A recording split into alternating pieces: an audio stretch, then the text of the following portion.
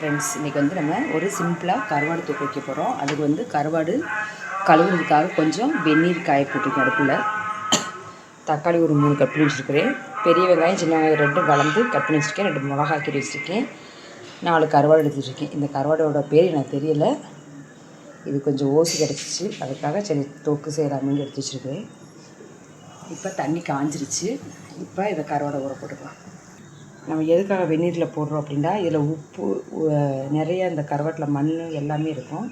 இதை வெந்நீரில் போட்டால் அது கரைஞ்சி கீழே விழுந்துடும். நம்ம கழுவி கருவாடை போட்டுக்கலாம். அதுக்காக தான் வெந்நீரில் போடுறது. நான் யாரும் எங்கள் வீட்டில் கருவாடை சாப்பிட மாட்டாங்க, ஒரு ஆளுக்கு தான், அதனால் 4 போடுறேன். கொஞ்சம் நேரம் ஊறட்டும். ஊறினா தான் நமக்கு அந்த க்ளீன் பண்ணால் கொஞ்சம் ஈஸியாக இருக்கும். இப்போ வாங்க தாளிச்சு.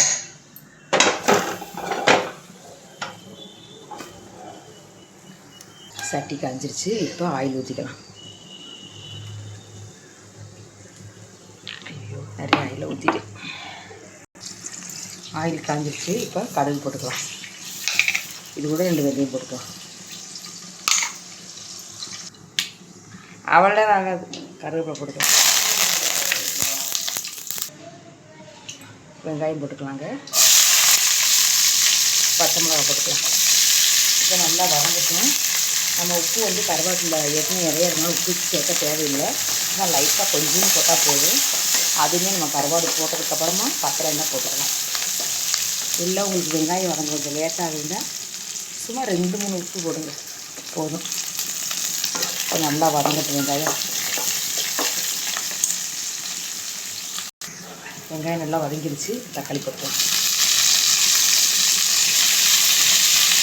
இது நல்லா வதங்கட்டும். நம்ம அது மட்டும் இதை க்ளீன் பண்ணிக்கலாம். நல்லா வதங்கிடுச்சு. இப்போ இதை கொஞ்சமாக தண்ணி ஊற்றிக்கலாம்.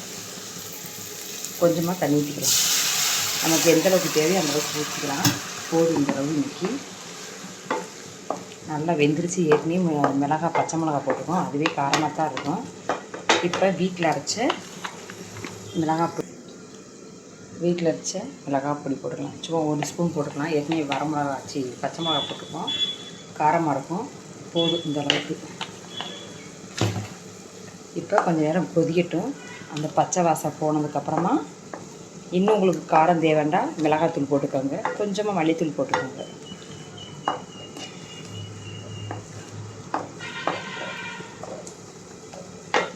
இப்போ கொஞ்சம் நேரம் கொதிக்கட்டும். நல்லா கொதிச்சதுக்கப்புறமா இங்கே பாருங்கள், கருவாடை அலசிட்டாங்க. நல்லா 2-3 தடவை க்ளீன் பண்ணி சுத்தம் பண்ணி வச்சுருக்கிறேன். இதை போட்டுக்கலாம். கொஞ்சம் கலருக்கு காஷ்மீரி மிளகாத்தூள் போட்டுக்கலாம். கொஞ்சமாக போட்டால் போதும், இது காரம் இருக்காது. போதும்.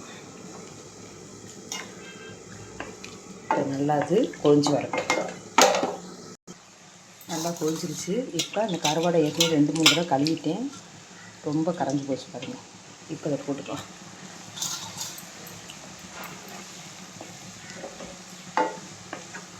ஒரு 2 நிமிஷம், ஒரு 3 நிமிஷம் கொதியட்டும்.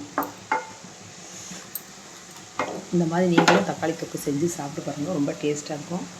சாப்பிடாதவங்க கூட இன்னும் 2 வாய் சேர்த்து சாப்பிடுவீங்க. எங்கள் வீட்டில் யாருக்கும் பிடிக்காது, நான் சாப்பிடுவேன். அதுக்காக கொஞ்சமாக வச்சுருக்கேன். இப்போ நல்லா கொதியட்டும். தக்காளி தொக்கு ரெடி ஆகிடுச்சுங்க.